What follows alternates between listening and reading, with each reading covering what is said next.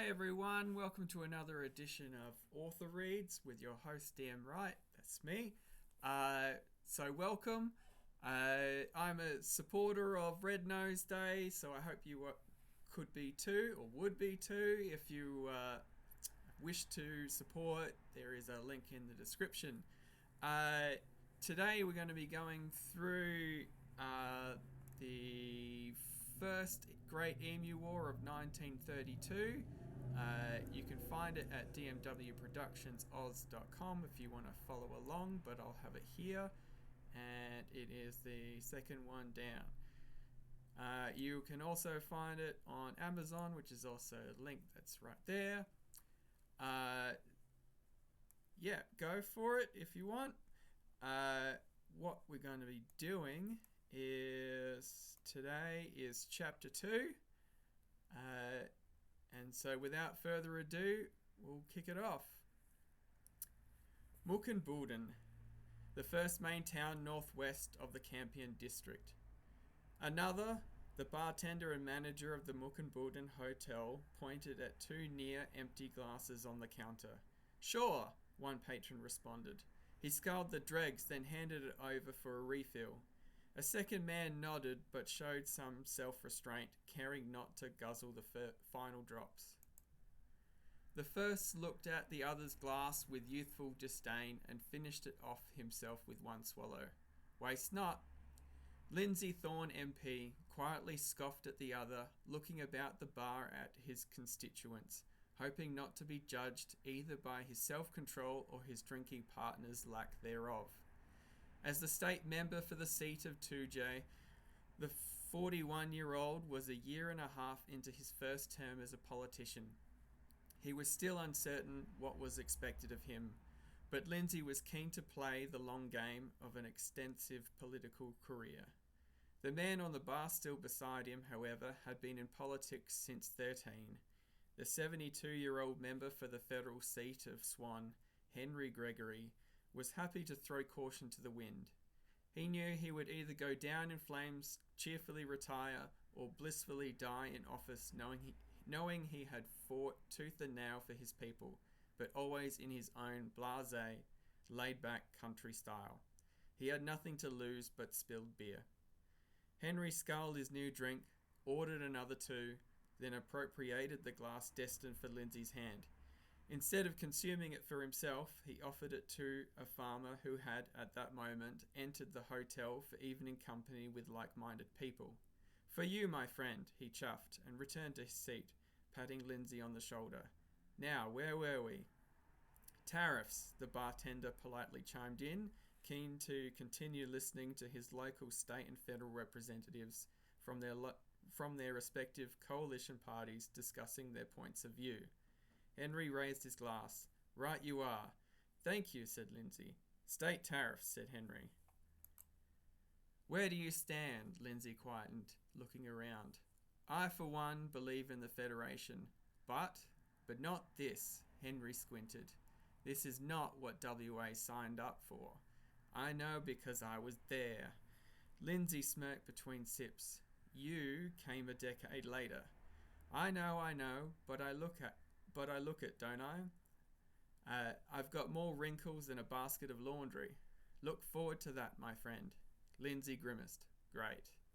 Our country party has its hand in both state and federal coalitions, and we're armless. May as well chuck us into the sea and call us Bob. Lindsay raised his glass with a chuckle. To junior party partners. Henry returned the gesture and tapped the beer with ease. I've already pushed for a referendum to amend the Constitution to allow WA to set its own customs and excise duties for the next 25 years, said Henry. But all efforts have been for naught. If you can't get through a national referendum, Lindsay grinned, you could always support a state one. For what? Secession? Shh! Lindsay scanned the hotel for listening ears. It's no secret some people want secession. Henry stood from his stool. Secession, secession, secession! See? It's not a dirty word.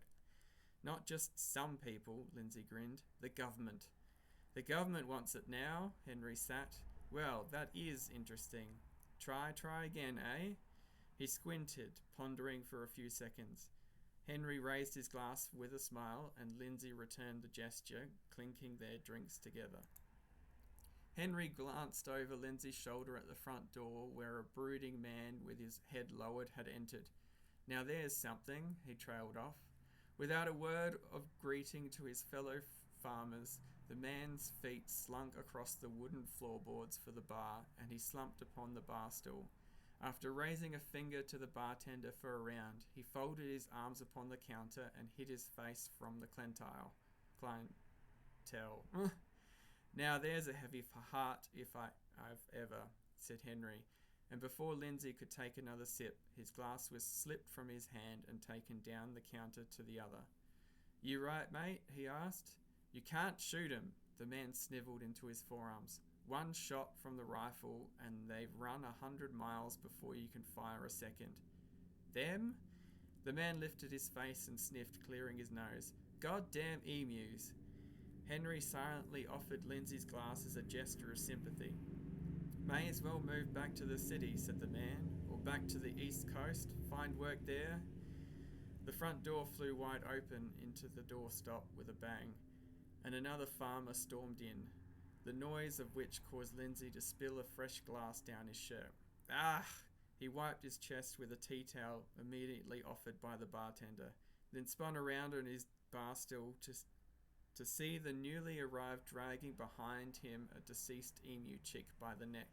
"Oi, oi, oi!" cried the bartender. "Don't bring that in here. Take that outside." The farmer shot a glance at Lindsay and shook pointed finger.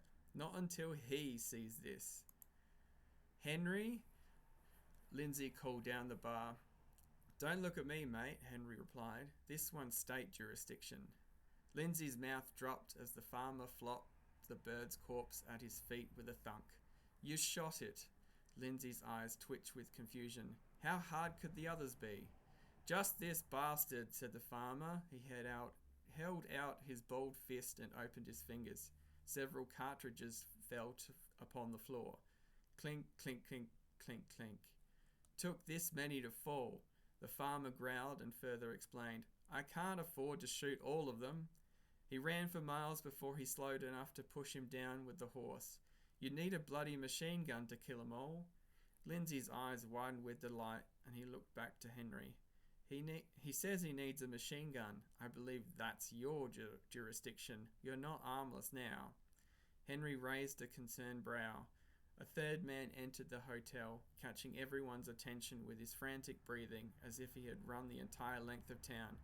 It's Reg." The bar fell silent, but for his panting. The man could say no more. The quivering lips and the glistening eyes of this anxious newcomer, though, was enough for those in the bar to understand what had happened to poor old Reginald.